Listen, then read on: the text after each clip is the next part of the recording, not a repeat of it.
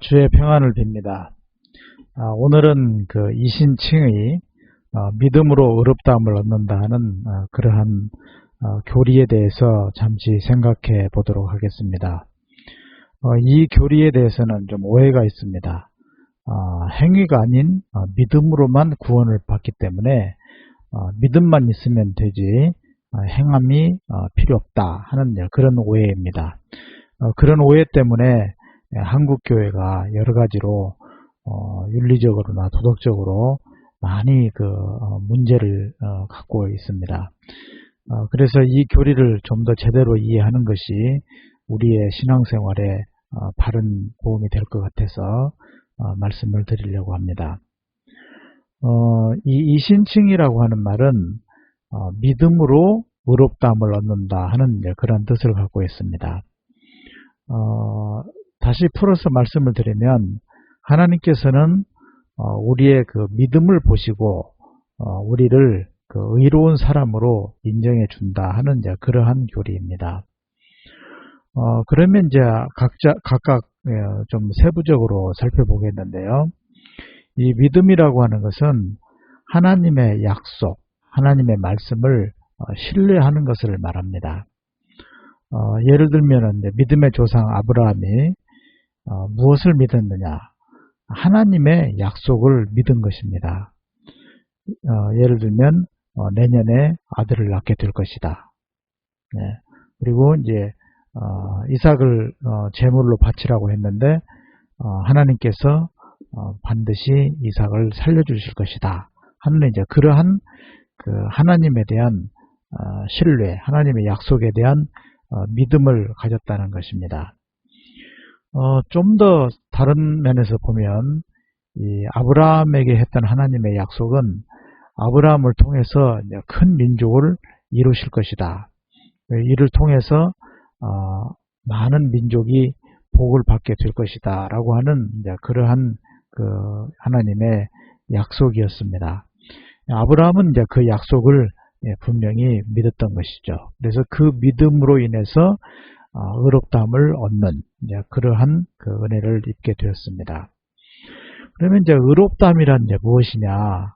의롭다함이라고 하는 것은 의롭다고 인정해 주는 것입니다. 그러면 이제 그 의롭다함이라고 하는 데서 이제 의가 중요한 개념인데요. 의는 뭐 착하고 바르다 하는 그런 뜻도 있지만은 보다 더 근원적인 의미는 관계의 정상화입니다. 혹은 관계의 회복을 말하는 그러한 말씀입니다. 그래서 이제 관계가 바로 되려면은 먼저 인간편에서 이게 죄가 있으면 안 됩니다. 그래서 죄를 회개하고 또 상대방의 말을 전적으로 신뢰하는, 그러니까 믿음이죠. 신뢰하고 그 다음에 순종해야 하는 것입니다. 신뢰와 순종입니다. 또한 그 순종은 하나님의 공의와 정의를 실현하는 그러한 삶이 순종으로 이제 표현되겠습니다. 다시요. 관계가 바로 되려면 먼저 죄를 회개하고 그 다음에 하나님의 약속, 하나님의 말씀에 대한 전적인 믿음, 신뢰를 가져야 되고요. 그리고 순종해야 됩니다. 근데 그 순종은 공의와 정의를 실천하는 것이 이제 순종이다. 이렇게 말씀드릴 수 있겠습니다. 그런데 율법의 행위로 이제 의롭다함을 얻지 못한다고 하지 않습니까? 왜 그런가? 크게 두 가지를 우리가 이제 생각해 봐야 됩니다. 첫째는 율법이라는 것은 먼저 믿음으로 하나님과 관계가 정상화되어서 의롭다함을 얻은 백성들이 지켜야 되는 의무입니다. 의무라고 하는 것을 기억해야 됩니다. 그래서 율법을 지켜서 의로워지는 것이 아니라 믿음으로 의롭다함을 얻었으니 의롭다함을 얻은 백성이 그 의무를 가지게 되는데 그 의무는 율법의 준수라고 하는 것입니다.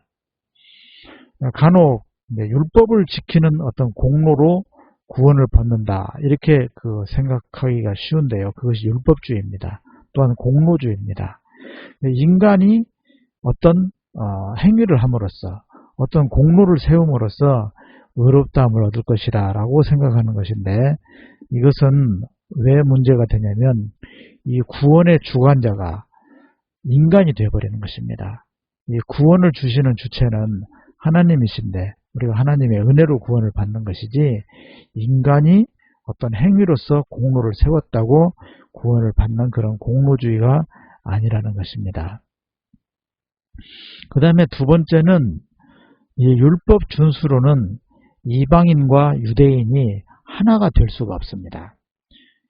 유대인들은 할례라든지 어떤 식사법이라든지 정결법, 이런 꼼꼼한 그런 법을 가지고 있었는데, 이러한 법을 지키다 보면 이방인은 이러한 법이 없기 때문에 이방인과 함께 될 수가 없습니다. 하나가 될 수가 없습니다. 그래서 이 하나됨이라는 것이 굉장히 중요한데요. 하나됨으로써 하나님의 나라가 실현되는 것입니다. 그래서 이제 유대인과 이방인이 그리스도 안에서 하나가 되는 것, 이것을 바울 사도는 구원으로 말하고 있는데요. 에베소서 2장 15절과 16절을 참고해 보면, 법조문으로 된 율법을 폐하셨으니 이는 이 둘은 유대인과 이방인을 말합니다. 둘로 자기 안에서 한 세 사람을 지어 하나의 세 사람을 짓는다는, 둘이 합하여서, 이방인과 유대인이 합하여서 한 사람을 지어서 화평하게 하시고, 또 십자가로 이 둘은 이방인과 유대인입니다. 둘을 한 몸으로 하나님과 화목하게 하려 하심이라. 이것이 이제 구원입니다. 그런데 유대인들이 율법을 계속 가지고 있으면 그 율법으로서는 이방인과 같이 식사도 할 수 없는 그런 문제가 생깁니다. 율법의 준수로는 굉장히 심각한 문제가 있는 것이죠. 그래서 이방인과 같이 식사도 할 수 없습니다. 유대인은 굉장히 식사에 대한 까다로운 법을 가지고 있기 때문에요. 그래서 결국은 교회 공동체를 이룰 수가 없는 것입니다. 그래서 율법의 준수, 율법의 행위로서는 의롭다함을 얻을 수 없습니다. 관계가 이방인과의 관계도 옳게 형성이 되지 않고, 그렇기 때문에 결국 하나님과의 관계도 제대로 되지 않는 것입니다. 우리가 여기서 이제 이 공동체 식사에 대한 의미를 좀 생각해 보려고 하는데요.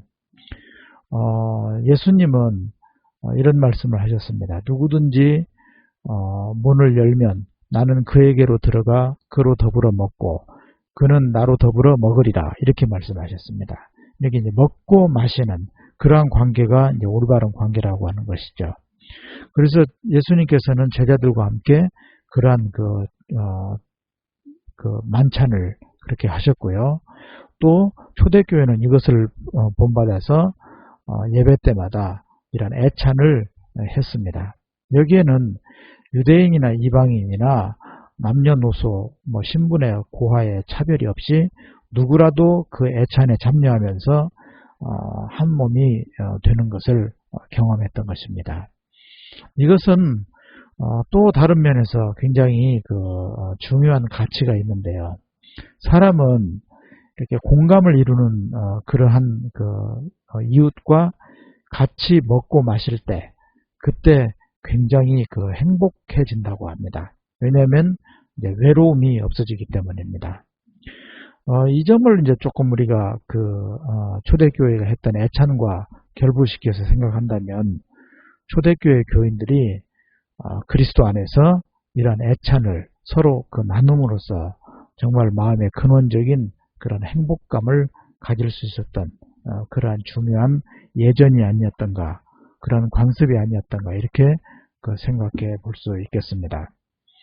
아무튼 율법을 가지고서는 서로 같이 밥 한 끼도 같이 먹을 수 없는 그러한 상태가 되어버리기 때문에 관계가 제대로 된다는 것은 생각할 수도 없는 심각한 문제가 있습니다. 그래서 이제 율법이 아닌 믿음으로서, 믿음은 누구든지 그 믿음을 가지면 그리스도 안에서 하나가 될 수 있기 때문에 믿음으로 의롭다함을 얻는다 하는 그러한 면을 성경은 강조하고 있습니다. 이제 말씀을 마무리하겠습니다. 이신칭의는 인간의 공로주의를 배격한다는 것입니다. 전적으로 구원이 하나님께 있다. 사람의 어떤 노력이나 공로로 있는 것이 아니라 하나님께 있다라고 하는 것이 이신칭의의 교리입니다. 또한 이신칭의는 율법이 아닌 하나님의 약속, 하나님의 말씀을 전적으로 신뢰하는 사람이면 누구나 다 유대인이건 이방인이건 남녀노소 신분의 고하를 막론하고 다 하나가 되어서 같이 먹고 마시는 공동체를 이루게 되어서 그렇게 함으로써 하나님의 나라를 구현하게 된다라고 하는 그런 의미를 가진 그러한 교리입니다. 그래서 이제 이신칭의라고 하는 교리를 그저 관념적인 교리로만 생각하지 마시고 우리의 그 구원에 매우 중요한 그 진리라는 점을 깊이 새겨야 하겠습니다. 시청해 주셔서 감사합니다.